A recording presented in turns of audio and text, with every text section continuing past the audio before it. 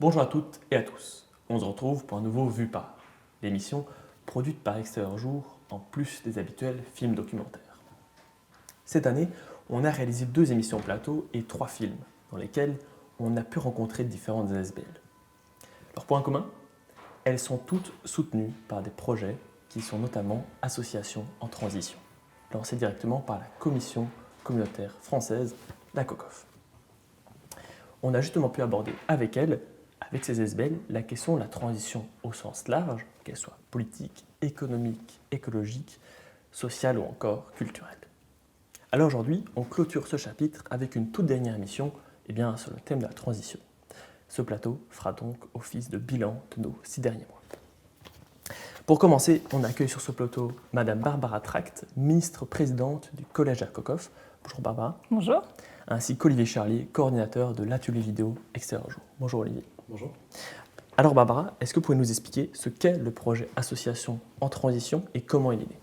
Oui, c'était une priorité pour nous à la COCOF de se lancer aussi dans la transition écologique. Ça peut paraître étrange puisqu'effectivement les compétences de la COCOF sont plutôt des compétences de nature sociale, de santé, des compétences qui accompagnent les personnes, pas directement des compétences environnementales, mais ce qu'on voit et ce qu'on a vu l'été dernier, ce qu'on a vu cet été, c'est que les changements climatiques sont bien présents et ils touchent, y compris sur nos territoires, en premier les personnes les plus vulnérables. Donc il faut que la transition écologique soit aussi une transition juste sur le plan social. Et donc il faut que dans des compétences comme des compétences d'accompagnement des personnes, on se lance aussi dans des projets de transition écologique. C'est la raison pour laquelle, depuis le début de la législature, on a lancé cet appel à projet Association en transition. On veut vraiment faire émerger auprès de l'associatif de ce qui fait des forces vives bruxelloises. Ce n'est pas le politique lui-même qui met en œuvre, c'est vraiment des projets qui sont portés par des associations, des projets qui font participer des Bruxelloises et des Bruxellois, et en particulier les plus vulnérables, les premières victimes des changements climatiques, à la solution, qu'ils puissent aussi y réfléchir, y participer, expliquer leur constat, et puis participer au changement. Mais pour faire émerger ces idées, on a lancé cet appel à projet qui est quelque part un coup de pouce. Et donc on a cherché un certain nombre d'associations sur le territoire bruxellois et en les subsidiant concrètement, c'est comme ça que ça se passe. En effet, donc on dégage environ 300 000 € par an on fait un appel à projet, donc c'est vraiment des projets qui sont ouverts. On peut suggérer des choses, mais les projets sont vraiment des initiatives des associations ou des citoyens. Et quand on a un jury, on a un jury qui sélectionne les projets, donc c'est pas non plus un choix. C'est un choix qui s'appuie sur des arguments avec scientifiques des critères bien définis. Oui, des critères tant écologiques que sociaux, que participatifs. Il y a à la fois la dimension sociale, la dimension écologique, la dimension participative. Et donc en fonction de la qualité des projets, il y en a beaucoup, et c'est très bien. On choisit les meilleurs. Ce qui est bien aussi, c'est qu'on reproduit l'appel à projet d'année en année, et donc ceux qui n'ont pas une année peuvent se rattraper l'année suivante. Alors, donc vous l'avez dit, il y a beaucoup de critères différents qui rentrent en compte et qui sont après évalués par un jury. Alors, depuis le début de ce plateau, on parle de transition. Et c'est pour ça que je vous propose de revoir un court extrait de notre émission « La transition, qu'est-ce que c'est ?» Et on en parle ensemble juste après. Selon vous, qu'est-ce que la transition ? J'ai pas trop d'idées. Je sais pas. Alors là, vous me posez une colle. La transition, aucune idée. Ça peut être une manière différente qu'on a, les habitudes qu'on a mauvaises, qu'on puisse changer et apporter quelque chose de nouveau. La transition, c'est un grand mot. Transition écologique, comment on peut dire ça ? Je sais ce que ça veut dire écologique, mais une transition écologique, j'ai jamais entendu parler de ça.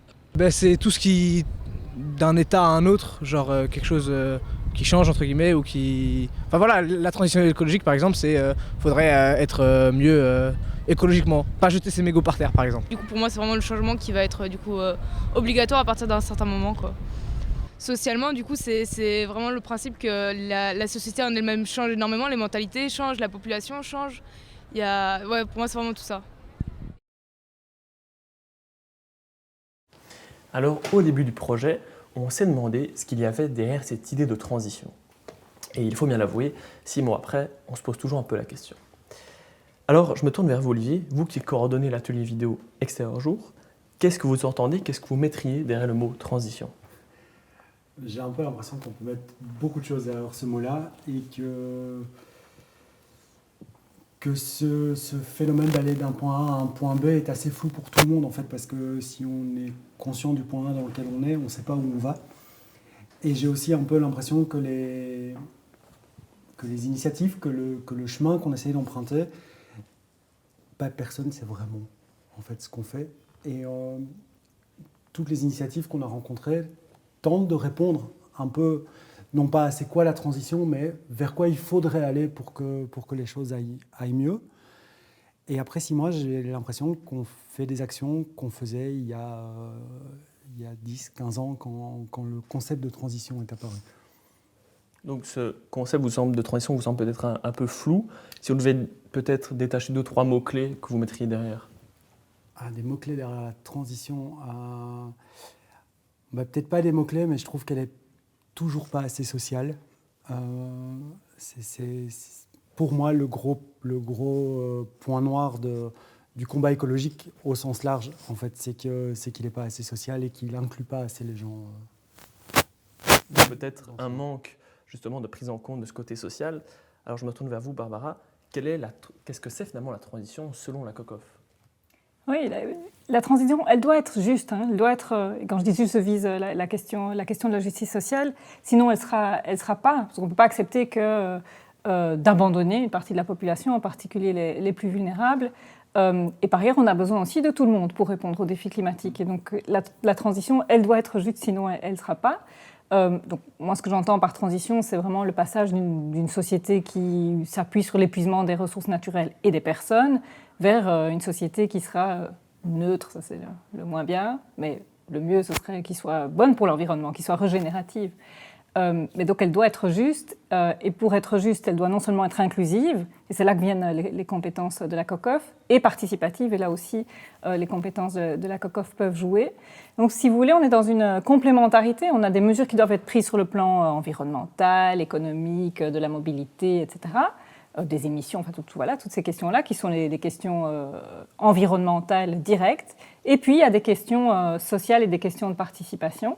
Et la grande spécificité de la COCOF, en fait, c'est que dans la plupart de ces secteurs, elle n'agit pas directement. C'est une institution de seconde ligne. On finance des projets qui sont des projets associatifs et donc qui émanent de la société civile bruxelloise, et donc qui sont en soi déjà participatifs, qui naissent de la population elle-même.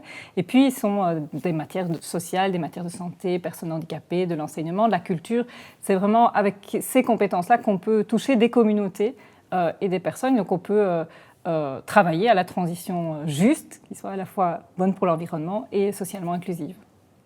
Alors, donc, comme vous venez de le dire, la transition elle peut être directement portée par des initiatives, des projets associatifs. Et justement, Extérieur Jour est allé sur le terrain à la rencontre des différentes ASBL. Dans le film Kitchen Club, on a notamment pu échanger avec Lisbeth de Comme à la maison, qui nous parle de mixité sociale dans son restaurant solidaire. Tout de suite, l'extrait.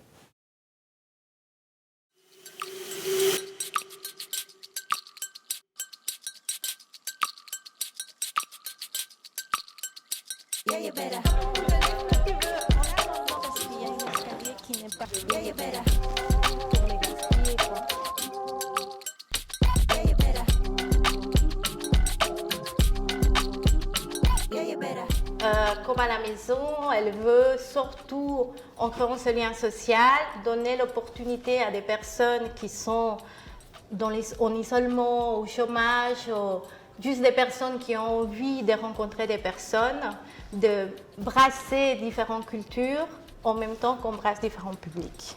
Et on espère surtout pouvoir avoir des tablés intergénérationnels où il y a des personnes âgées, des seniors, des jeunes, des moins jeunes, des enfants, et pouvoir aussi amener nos voisins et voisines à s'approprier l'endroit de Comme à la maison, notre restaurant, en organisant des activités pour le bien-être social et commun.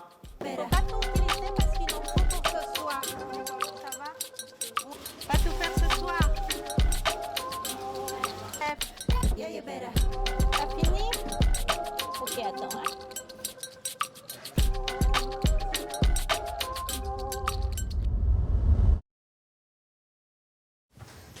Alors, dans cet extrait, on vient de constater que le concept de restaurant solidaire semble propice à la mixité sociale. Alors, Olivier, Est-ce une généralité que vous avez remarquée, cette mixité sociale, dans les ASBL que vous avez côtoyées? Je pense qu'il y a de la mixité effectivement un petit peu dans toutes les ASBL, de par leur travail de terrain, de par les quartiers dans lesquels elles sont implantées. Après, il n'y a pas vraiment de mixité autour des porteurs de projets. On a quand même remarqué qu'il y avait une notion territoriale qui était assez forte, qu'il y a une partie l'autre côté du canal, le nord du canal est un peu oublié, oublié. On s'est posé la question, est-ce qu'ils sont oubliés, est-ce qu'ils sont trop éloignés de l'appel à projet? On ne sait pas trop comment certaines assos se positionnent par rapport à ça. Et pourtant, ils font un travail de terrain qui est là, qui existe, qui est proche de tout ce qui est transition. Donc je pense que le mot qu'on met, on revient toujours à la même chose, ce mot qu'on met est trop éloigné d'une partie des gens. On l'a vu dans l'extrait diffusé tout à l'heure. Donc c'est une des barrières. Est-ce qu'il y en a d'autres que vous voyez a priori? Il y a la barrière. Oui, il y en a d'autres.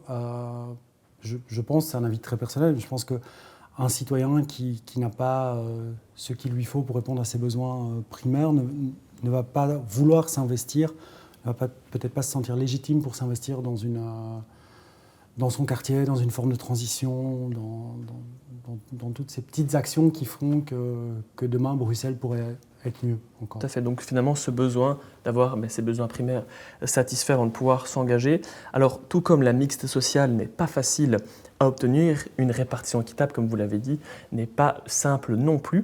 Alors Barbara Track, pour venir plus concrètement au projet Association en transition, on a remarqué que la majorité des initiatives se concentraient dans les communes dites les plus aisées de Bruxelles. Est-ce que la COCOF l'a également remarqué? En fait, on n'a pas eu de critères géographiques.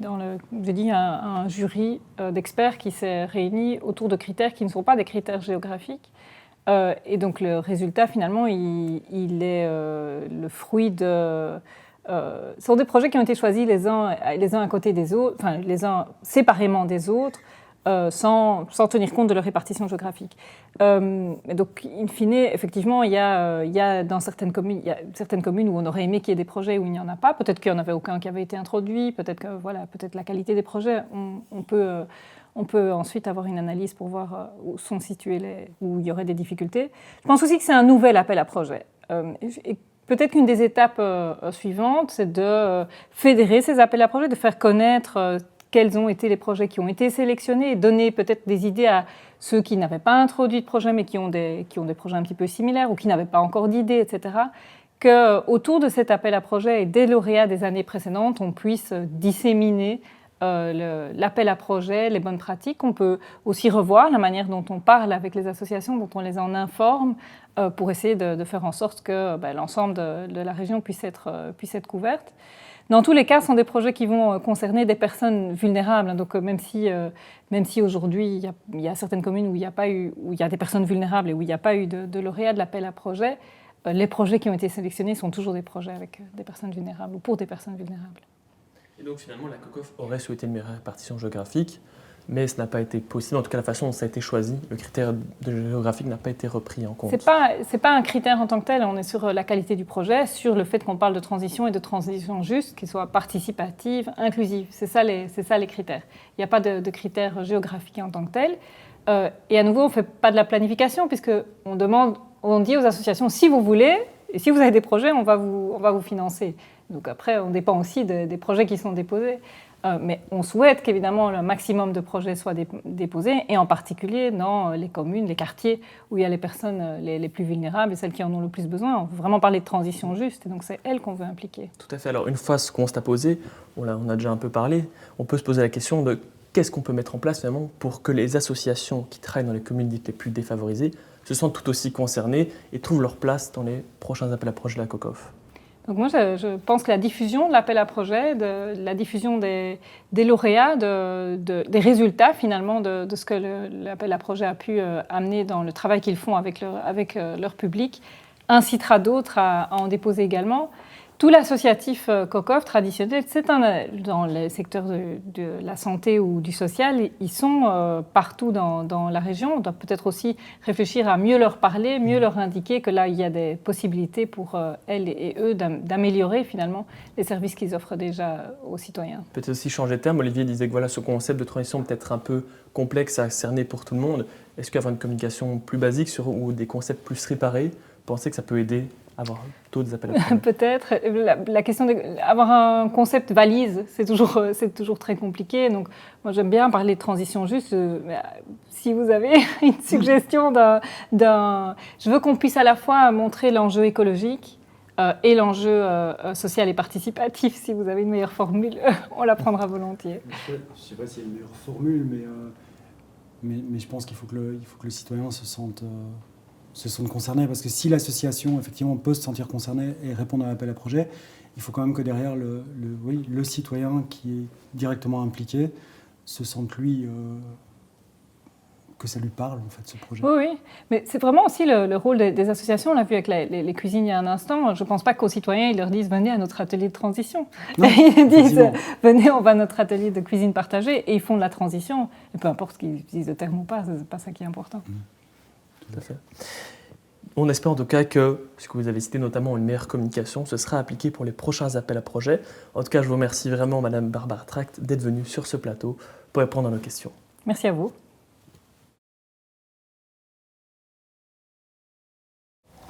On continue à parler de transition, mais cette fois-ci en faisant davantage un bilan de ces 6 derniers mois. Pour ce faire, on accueille Ulysse Delsaute, participant à l'atelier Extérieur Jour.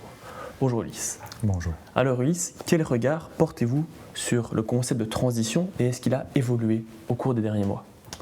Pour moi, il n'a pas vraiment évolué. J'ai toujours eu un petit peu un problème avec cette idée de transition, parce que pour moi, c'est un mot qui est un peu creux, qui est utilisé un peu à toutes les sauces et qui collait sur beaucoup de choses pour dire qu'on essaie de faire changer les choses en bien, alors que souvent, on ne voit pas vraiment le sens qu'il y a derrière. Le sens de transition, c'est juste que c'est un changement, mais c'est quelque chose qu'il y a toujours dans nos sociétés, qu'il y aura toujours et qu'il y a toujours eu.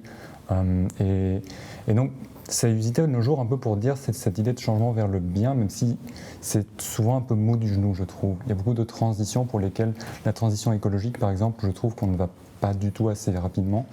Et donc, pour moi, c'est un mot qui est mal un peu utilisé. fourre-tout, peut-être un manque de sens. Est-ce que le fait d'avoir vu des exemples concrets d'ASBL qui s'engagent pour cette transition, ça a changé quelque chose ? Pas sur ma vision de la transition en elle-même. Je pense que ces ASBL-là rentrent dans un cadre de la transition, mais n'y suffisent pas. Il y a la transition, pour moi, la transition qu'on devrait faire, en tout cas la transition écologique, devrait être beaucoup plus profonde et devrait être des changements beaucoup plus profonds dans nos sociétés. Ce que ces ASBL font est génial. Le fait de pouvoir recycler, de faire des circuits courts, de faire de l'agriculture urbaine, ce sont des démarches qui sont très chouettes et que je soutiens à fond, mais qui sont, pour moi, ne sont pas suffisantes pour pouvoir résoudre les problèmes auxquels on fait face actuellement. Peut-être imaginer un changement au niveau systémique, en tout cas un changement plus collectif. Alors Olivier, est-ce que votre avis est similaire ? Est-ce qu'il rejoint celui d'Ulysse ? Oui, je rejoins assez Ulysse. Et effectivement, la transition doit être systémique. Ici, on est sur des exemples d'ASBL qui accueillent des citoyens, qui permettent à certaines classes de population de faire des choses, et c'est très bien. Encore une fois, ces initiatives ont le mérite d'être là et on ne va pas les changer. Mais c'est plus assez. Moi, j'ai l'impression qu'on est toujours en train de faire des actions de transition comme il y a 15 ans, quand Rob Hopkins est arrivé avec le concept et qu'on a commencé à en parler. On nous apprend à trier nos déchets, à faire des potagers et tout ça. Personne ne se soucie vraiment de savoir si le citoyen est prêt à faire ça. Et donc, qu'est-ce qu'il faudrait peut-être changer ou mettre en place pour que tout le monde aussi se sente concerné ? On sait que ça peut être un souci dans cette transition. Je crois qu'on peut se sentir concerné qu'à partir du moment où on est bien dans sa vie, où on arrive à répondre à ses besoins primaires. On ne peut pas demander à des gens qui ne savent pas ce qu'ils vont manger ce soir d'aller acheter leurs carottes cultiver un potager urbain sur le toit d'un supermarché. Et donc, c'est une certaine inégalité qui reflète cette transition, du coup ? Je crois que la transition est un peu à l'image de la société, effectivement complètement inégalitaire, et que c'est un des plus gros problèmes. Et puis c'est aller d'un point A, on le connaît, c'est où on est aujourd'hui, mais on ne sait pas où on va du tout. Et je crois que la transition devrait plus se soucier du social derrière ces actions. Ce que essayent de faire les ASBL qu'on a Mais donc, rencontrés. il y a des choses qui sont mises en place, mais malgré tout, ça manque peut-être un peu de clarté, ce concept, comme vous l'avez dit. Alors, pour quitter un petit peu ce concept qui semble flou et vaste qu'est la transition, on peut se demander, Olivier, qu'est-ce que ça vous a apporté de travailler sur ce projet de transition ? Voilà, ça m'a apporté beaucoup de réflexion, de me rendre compte déjà que les initiatives n'ont pas beaucoup évolué depuis que j'ai entendu parler de la transition. On est un peu toujours sur le même type d'action. C'est pas assez. L'urgence, elle est là maintenant. On n'est plus dans quelque chose de suffisant. Et ça m'a aussi permis de voir les choses différemment et de pas revenir en arrière, mais en tout cas être beaucoup plus modéré sur ma position que ce que je ne l'étais avant. Et est-ce que, tant qu'on est dans l'apport personnel, je me tourne vers vous, Ulysse, est-ce que ça vous a donné des envies d'avoir travaillé sur ces films documentaires ? Bien, ça m'a pas donné vraiment d'envie personnelle, dans le sens, j'ai pas ressenti une envie folle de m'impliquer dans ce genre de projet, mais ça m'a donné plus des envies, on va dire, pas vraiment des envies, mais plus des espoirs pour la société, des rêves pour la société, où clairement, par exemple, dans notre dernier film, donc sur l'agriculture urbaine, qui nous a vraiment causé une sorte de bouillon d'idées sur une possible société du futur dans lesquelles on mettrait l'agriculture, pas forcément au centre de nos sociétés, mais en tout cas plus proche du centre qu'elle ne l'est actuellement, et dans lesquelles on apprendrait un peu à voir ce que ça implique réellement d'avoir à manger dans notre assiette, de cultiver, pour en fait comprendre un petit peu toutes les implications que ça a, parce qu'on a tendance aujourd'hui, avec l'abondance dans les supermarchés, à être complètement déconnecté de ce que c'est réellement le fait de cultiver la nourriture. On a l'impression que les trucs apparaissent dans nos supermarchés et sont accessibles en grande quantité, même si c'est de moins en moins vrai avec la crise en Ukraine. Donc on ne se rend finalement pas compte de l'impact aussi que c'est. Alors ce plateau faisant également office de bilan, on peut se pencher un peu vers l'avenir et se poser une question qui est la suivante. Est-ce que Extérieur Jour, Olivier, va continuer à traiter ce sujet de transition dans ses prochains films ? J'ai un peu l'impression que la transition au sens large, on l'aborde un peu depuis la création d'Extérieur Jour, mais de Coup de pouce avant, il y a 20 ans. Et par rapport à ce que Ulysse vient de dire, je crois plutôt que c'est plus la reconnexion à la société que vraiment des transitions dont il faut parler, en fait. Donc voilà, peut-être que le mot qui conviendrait et aux lignes éditoriales d'Extérieur Jour du futur et à des mouvements à mettre en place, c'est de se reconnecter à soi, au mode de production, à une certaine réalité. Je crois que c'est un peu ça. Se reconnecter à la réalité, je pense que c'est un bon bilan et une bonne piste pour la suite. Alors pour terminer, étant donné que ce plateau touche tout doucement à sa fin, pour terminer sur une note un peu plus légère, Ulysse, est-ce que vous aurez une anecdote, un fait de tournage qui vous a marqué, que vous voudriez nous raconter ? Bien, je vais parler justement, non pas de notre dernier film, mais de notre avant-dernier film, donc Kitchen Club, dans lequel nous avions fait une mise en scène qui sert de fil rouge tout le long du film, dans un univers post-apocalyptique, et nous avions décidé de tourner donc, dans un bâtiment abandonné, un ancien bâtiment administratif, et nous avons donc pu observer ce bâtiment qui était complètement abandonné, malgré le fait qu'il était dans un quartier qui était encore largement utilisé. Et c'était assez frappant déjà de faire face à la beauté d'un bâtiment, un bâtiment assez majestueux, mais en totale désuétude, en totale ruine, et de se dire c'est fou qu'on dépense autant d'argent pour construire un bâtiment, pour ensuite le laisser complètement à l'abandon parce qu'on en a construit un autre, alors qu'à côté de ça, il y a plein de gens qui sont encore dans la rue à chercher un abri. Tout à fait, beaucoup de gens manquent encore d'un logement à Bruxelles. On le sait, c'est une problématique et évidemment, il faudra y être vigilant pour la suite. Alors, merci à toutes et à tous d'être venus sur ce plateau pour répondre à nos questions. Quant à nous, on se retrouve dans 15 jours sur BX1 pour un nouvel Extérieur Jour. Pour clôturer cette émission, on se quitte en musique avec le morceau I Care, composé en 2021 lors des secrètes sessions du Festival francophone. Merci à tous.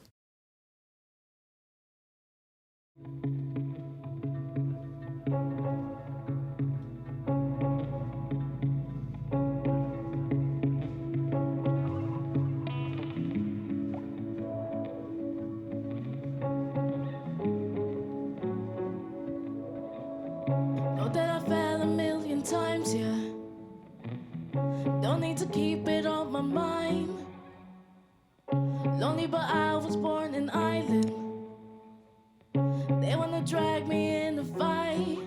like I care, like I care,